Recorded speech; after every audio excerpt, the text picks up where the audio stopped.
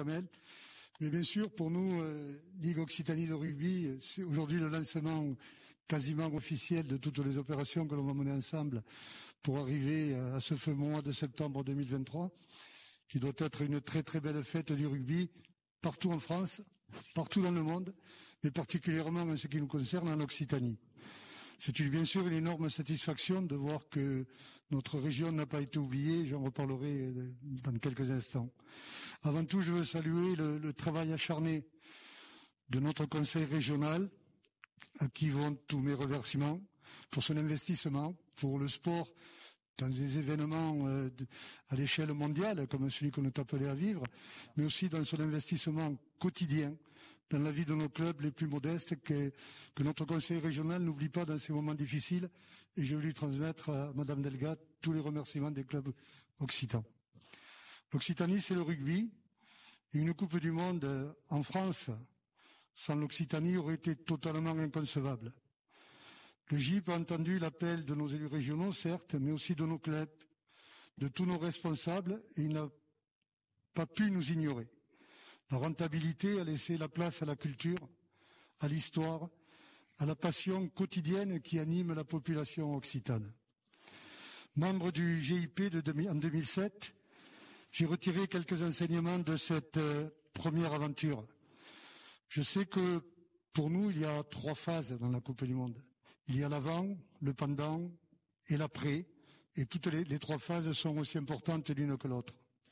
Le pendant, c'est une bonne organisation, ça, il n'y a pas de problème. Nos amis du GIP, ils travaillent d'arrache-pied, ça se fera bien. On pourra souhaiter pendant le pendant une victoire de nos Bleus, puisque la moitié de l'équipe, au minimum, sera issue de l'Occitanie. L'avant, nous y allons y travailler énormément avec Kamel, ses équipes, pour en faire une totale réussite au niveau du scolaire, des écoles de rugby, de toutes nos activités, les universitaires. Puis nous sommes ici au TREPS et je remercie la directrice de son accueil. On ne manquera pas avec nos universités, les corps constitués, tout. On doit tout activer pour que cette Coupe du Monde chez nous soit une réussite.